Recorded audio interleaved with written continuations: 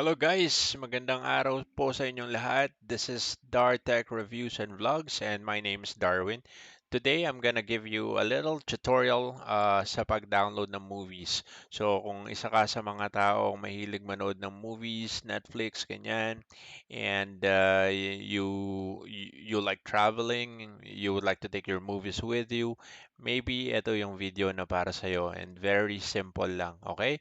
Now kung bago ka sa channel ko, please consider subscribing and hit the notification bell para updated ka palagi sa mga bago ko pang videos. Okay, so simulan na natin.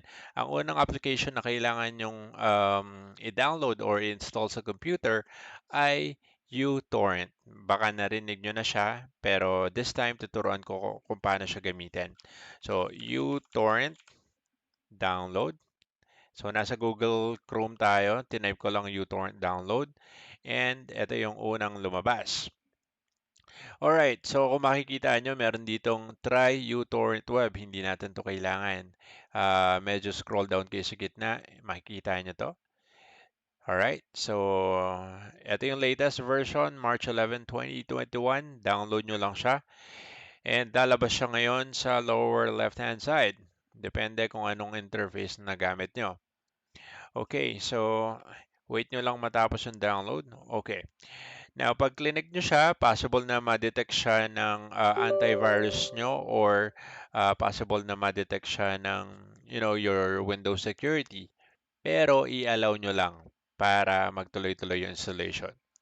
Okay, so after opening the file, ito na yung lalabas. So, welcome to uTorrent. Click lang natin yung next. Na-click ko ba? Okay, isa pa. And then, ito yung agreement. Click agree. And they have an offer, a McAfee antivirus. Syempre, di ko kailangan yan. Uncheck ko lang yan. And then click next. Ito rin, di ko rin to kailangan. De-decline ko to. And this one will be your preference. So para sa akin, ang iniiwan ko lang dyan ay desktop icon. Alright. And then click next. Dito wala na kayong babaguhin. Click next. Mag-install na siya. And then click finish. Okay, so that's it. Lalabas na ngayon um, yung application itself. Sorry. So yan na. Meron akong dina-download na movie. Ito siya. Ipapakita ko rin sa inyo kung paano mag-download niyan. So ito yung uTorrent itself. Pinapakita niya yung download speed, upload speed. Medyo mabagal ngayon. Ewan ko kung bakit.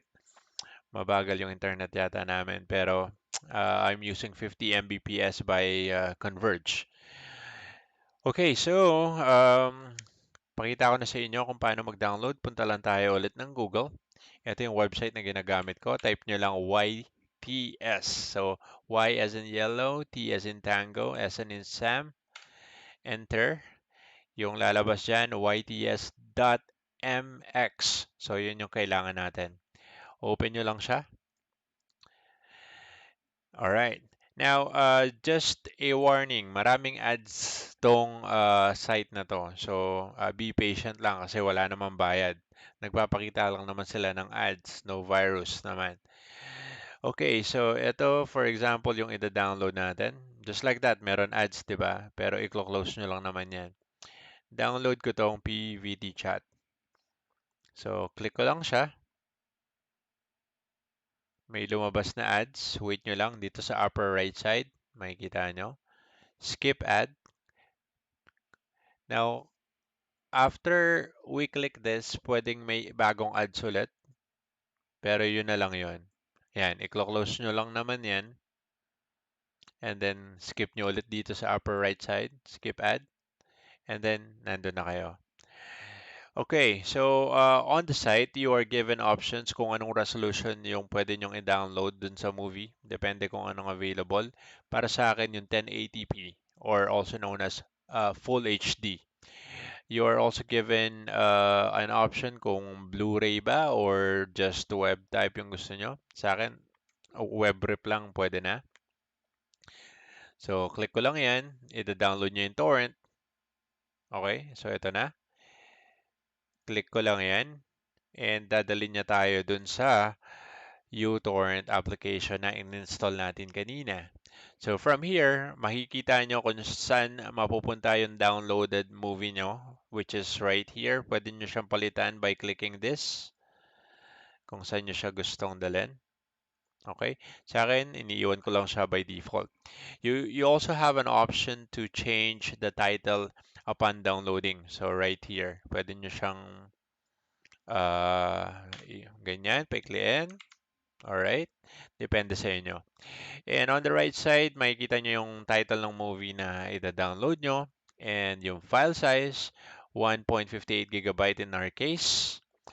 So, if okay na sa inyo lahat, click nyo lang yung okay and then mapupunta na siya dito. Alright? Now, after ma-download, magwa 100% to, mag-off yung download speed, and right-click nyo lang siya, open containing folder. Dadalhin niya kayo dun sa folder kung nasan yung movie. I-double click nyo lang to, magpla-play na dapat yung movie nyo. Okay? And then yun, pwede nyo nang ilipat sa phone, sa tablet, alright, or sa USB kung saan nyo man gusto. Alright, I hope nagustuhan nyo itong tutorial na to. If you would like to see more, please comment down below. And you can also request kung anong tutorial yung gusto nyo. Baka may nahihirapan kayong part. Baka po makatulong tayo dyan. Mag-subscribe lang po kayo and hit the notification bell para updated po kayo sa mga susunod pa nating movies. Okay? So, once again, this is Darwin of Dar Tech Reviews and Vlogs. Mag-ingat po tayong lahat. Bye-bye!